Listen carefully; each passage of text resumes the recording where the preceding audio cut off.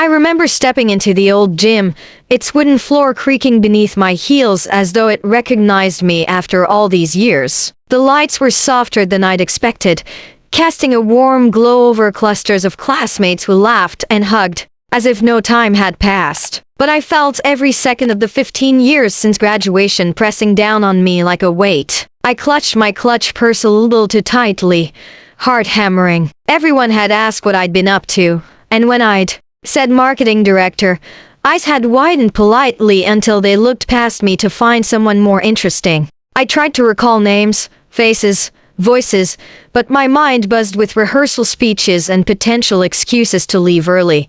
Then he appeared, tall, impeccably dressed in a navy suit that looked tailor-made, his hair still the same carefully tousled style he'd worn in senior photos. He was the captain of the football team back then, the one everyone wanted to impress. Now, he smiled at me with that same charming half grin, the one that made girls swoon and guys' chests thump with envy. My chest tightened. I swallowed, offered a small nod, and said his name like a prayer.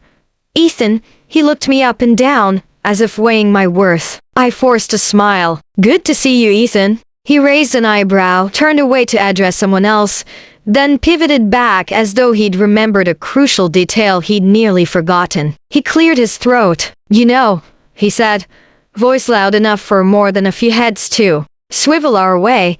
You've always been the disappointment. Time slowed. The room's chatter dimmed around me. His words echoed like a judge's gavel. Disappointment. The word sank into my chest, cold and hard, pushing every other sound aside. I felt the sting of old wounds every pep talk I'd flunked, every prom dress I'd spilled punch on, every presentation I'd botched in class. All those moments where I'd wanted to hide, to disappear, crystallized into that single label he tossed casually into the air. My fingers itched toward my purse. Inside lay something I'd crafted that morning. A crisp resignation letter I'd written before I left the house. I'd never planned to hand it to anyone here, but something in Ethan's tone, in the flicker of recognition in those once adoring eyes, snapped my resolve into place. I inhaled, steadying my breath, and let his insult hang between us a moment longer. People watched now, murmuring under their breath. I could feel the weight of their gazes, assessing who I'd become, judging every success I'd claimed since we parted ways in cap and gown. Then I spoke, voice clear and steady despite the tremor I felt inside. Disappointment, I repeated, making it a question, stretching it out so he'd hear the disbelief in my tone. Every head in the room turned firmly in our direction, curiosity bright in everyone's eyes. You called me the disappointment? He shrugged, feigning innocence, but pride flickered behind his eyes. You know it's true. You never amounted to anything spectacular. I felt heat rise beneath my skin, but I refused to let anger rule me. Instead, I reached into my purse and pulled out the letter, unfolding it carefully so no one could say I'd been unprepared. The paper was crisp and white against my trembling hands. I peeked into Ethan's face, smug, self-satisfied, entirely convinced he'd won some long-anticipated argument. I lifted the letter in front of him and everyone else. Actually, I said, tilting my head just enough to catch the overhead lights. I'm done. My fingers found the pen clipped to the corner of the page. Effective immediately. I'm resigning from the company you think I never should have joined. A hush fell. Someone gasped. Others shifted uncomfortably, uncertain if they should step forward or turn away. Ethan's smile faltered, the edges of his mouth twitching downward as he realized I wasn't joking. I cleared my throat, letting the silence stretch. I spent years building something I believed in. I continued.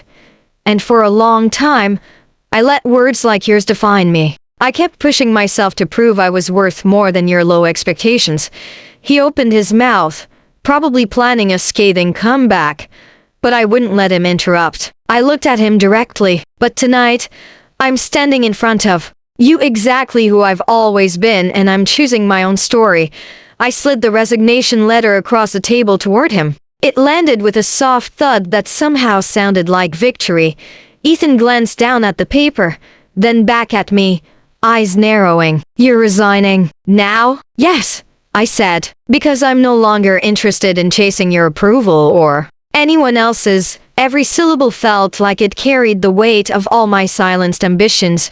Finally given a voice, murmurs rippled through the crowd. Some classmates looked impressed. Others looked uncomfortable, as if they weren't sure whether to applaud or pretend nothing had happened. My heart pounded wildly, but a calm certainty settled over me. This was my moment, unfiltered and unapologetic.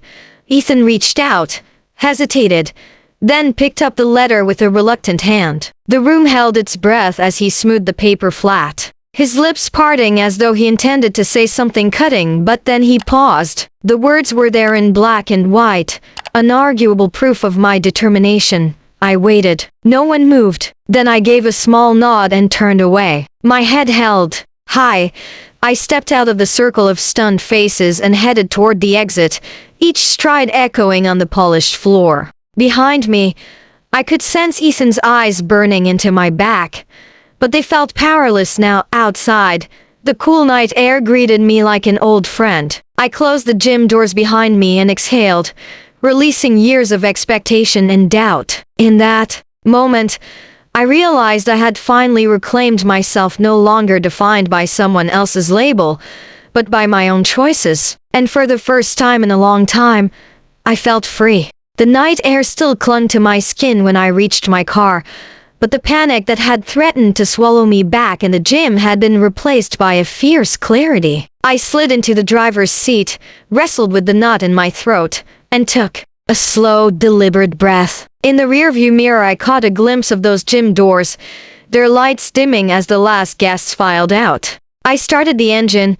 feeling the hum beneath me as though it were a promise that I could keep moving forward. By morning, I was back in my apartment before the sun crept above the skyline. I poured myself a cup of coffee strong enough to burn. My tongue then sank onto the edge of my bed with the cup in one hand and my phone in the other. There were messages from friends who had heard rumors of what happened at the reunion, some celebrating, some criticizing, all buzzing with curiosity. I let the notifications pile up and ran my fingers through my hair. I didn't need to justify anything yet. I simply needed to feel my own heartbeat steady after the adrenaline crash.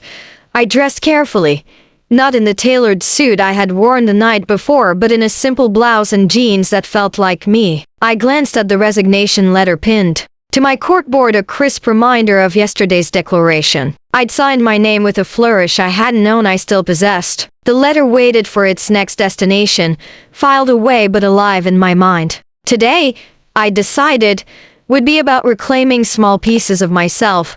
Stepping onto the elevator in the office building felt different this time. I held my badge over the reader without hesitation, the elevator doors opening to reveal a lobby buzzing with fluorescent light and stale air. I walked through without meeting anyone's eyes, but I sensed their glances, the quick double takes. I moved with intention to the security desk, handed back my badge without a word, and watched a guard raise an eyebrow. I gave him a nod that conveyed both thanks and finality. My badge rested in his hand like a trophy I no longer desired. In the open office space, I found my desk untouched save for the photograph of my niece taped to the cubicle wall. I smiled at her smiling face and set my backpack down. I plugged in my laptop and opened a blank document titled Ideas. No spreadsheets, no deadlines, just a cursor blinking patiently. I typed a single word.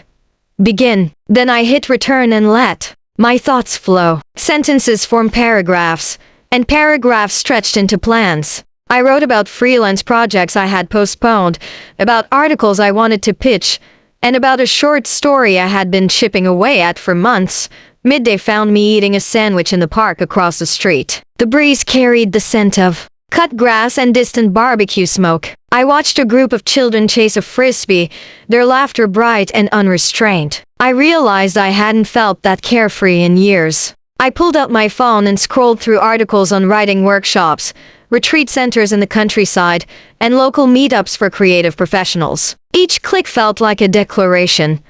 I belonged here now, in a space of my own making. Returning to the office building after lunch, I didn't bother with the badge. I strode past security and into the lobby, unchallenged. The absence of the badge felt strangely liberating, like walking without a lead weight dragging at my hip. I mounted, the escalator to the second floor, where the corporate offices gave way to empty corridors and unused conference rooms. I pressed my hand against the cool glass of one of those rooms and imagined setting up a small gathering, a writing circle, a brainstorming session with friends, a place where ideas could flourish without the glare of performance reviews.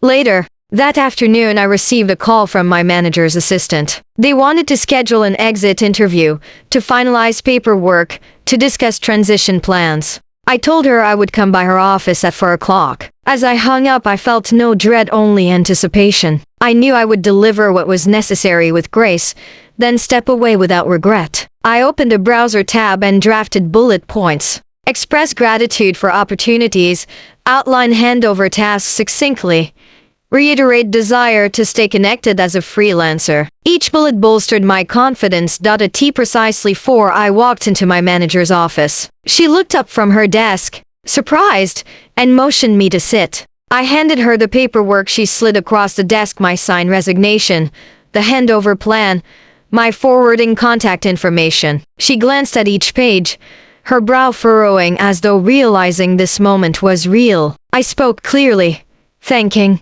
her for mentorship and admitting that I had discovered passions outside the corporate structure that I needed to pursue. She listened quietly, then extended her hand. When she said she wished me well, her voice held genuine warmth, not the practiced politeness I expected. Walking out of her office, I felt the last tether to my old life release. The elevator ride down felt like a descent into freedom rather than a return to routine. Outside the building, I paused in the sunlight, closed my eyes, and let the warmth seep into my bones. I reached into my bag and pulled out the small notebook where I kept my most daring dreams. On its first blank page, I wrote the date in 3 words: "Welcome to possibility." Then I tore the page from the notebook and tucked it into my pocket. As the sun dipped toward the horizon, I found myself back at the Riverside Park bench. The same couple with the dog had passed on their evening stroll. I watched the river ripple and thought of the currents inside me, ideas, hopes, ambitions, all flowing toward new destinations. I pulled out my phone and drafted a text to my mentor, telling him I had completed the formalities and was ready to launch my first freelance pitch next week. I hit send and felt the phone buzz twice with his enthusiastic reply. Night fell and I walked home along lantern-lit paths, the city lights twinkling like a galaxy brought down to earth. My steps felt lighter than they had in a decade. I breathed in the scent of jasmine from a neighbor's garden and realized that every moment since the reunion had built toward this one, a night where I reclaimed my narrative, defined my own success, and embraced an uncertain future with open arms. Tomorrow would bring fresh challenges, but I knew I would face them on my own terms. This is part 2, and I stand ready to write each next chapter exactly as I choose. I woke before dawn the next morning, sunlight filtering through the curtains and painting golden stripes across the hardwood floor. The excitement and uncertainty of yesterday still pulsed through my veins, and I lay there for a moment, savoring the quiet calm before the day began. I stretched and reached for my phone, skimming through messages from mentors, friends, and a few surprised classmates who'd heard about my dramatic resignation. I smiled at their encouragement and set the phone aside. In the kitchen, I brewed a pot of coffee, its rich aroma filling the apartment and grounding me in the reality of my new path. I poured a cup and carried it back to the bedroom, notebook in hand, ready to map out priorities for the week. By 8:30, I was seated at my kitchen table, laptop open to a blank email. I had scheduled a virtual meeting with a potential client, a small nonprofit seeking marketing materials and website copy. I reviewed their website, noted areas where tone felt stale, and drafted questions designed to demonstrate my understanding of their mission. My heart thumped as the meeting time approached, but the nerves felt invigorating rather than paralyzing. When the video call connected, I greeted the director warmly, introduced myself confidently, and asked about their current goals. As she described the need for clear, compelling language to attract donors, I jotted notes furiously, thrilled that this was the kind of work I had always imagined doing. An hour later, after delivering a concise proposal and outline of services, I clicked send on the follow-up email and exhaled. I paced my living room, stretching my legs and letting tension drain from my shoulders. I thought of the last time I had pitched anything of significance in college, trembling as I stood before classmates. Now I felt composed, in command of my skills. The nonprofit director responded within minutes, requesting a detailed quote and a kickoff call. My pulse quickened with excitement as I drafted the quote, including timelines and deliverables. I added a note about collaborating on social media strategy as an optional add-on, hoping to deepen the relationship beyond the initial project. Around midday, I slipped out for a change of scenery, laptop tucked under my arm. I found a quiet corner in the local library, the scent of old books mingling with fresh paper and polished wood. I opened my notebook and began outlining the first draft of the nonprofit's homepage copy, focusing on emotional resonance and clear calls to action. Paragraph by paragraph, I built a narrative that honored the organization's history while inspiring potential donors. Other patrons glanced over occasionally, but I felt cocooned in my own creative bubble. When I paused to stretch, I realized it was nearing 3 p.m. time for a writing workshop I had signed up for months ago but never attended.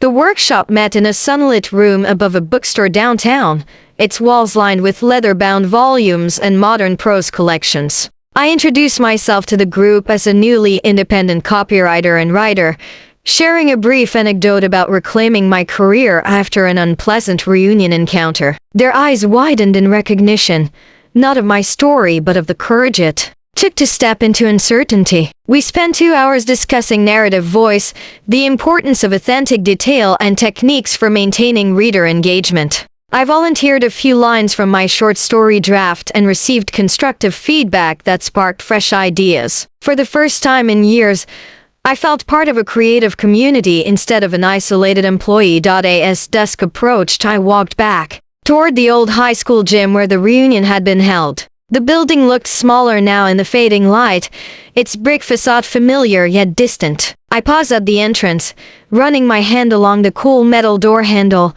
and imagined the scene I had left behind. I thought of Ethan standing there, with that superior smirk, and felt a gentle surge of compassion rather than anger. I realized he was still trapped in his own version of success, defined by labels and expectations. I took a photo of the building on my phone, not to relive the humiliation but to mark the place where I turned a corner in my life story. That evening I received an unexpected text from Ethan. He wrote that he'd heard about my freelance work and wanted to congratulate me, his tone awkward but sincere. I stared at the message for a long moment, considering whether to reply. In the end, I sent a brief note. Thank you. I'm excited about this new chapter. I didn't need anything more from him. My closure came from within, not from his acknowledgement. I slipped my phone into my pocket and walked home under the street lamps, feeling the gentle pull of possibility in every step. Back in my apartment, I brewed another cup of coffee, this time as a ritual of celebration rather than necessity. I opened my planner and wrote down 3 new goals. Complete the nonprofit project ahead of schedule, submit my short story to 2 literary magazines, and organize an informal writers' meetup next month. Each goal felt tangible, a stepping stone toward the future I had chosen. I sat back, sipping my coffee, and let a smile spread across my face. I felt energized and alive, confident that whatever happened next, I would face it on my own terms, guided by my own dreams, not anyone else's expectations.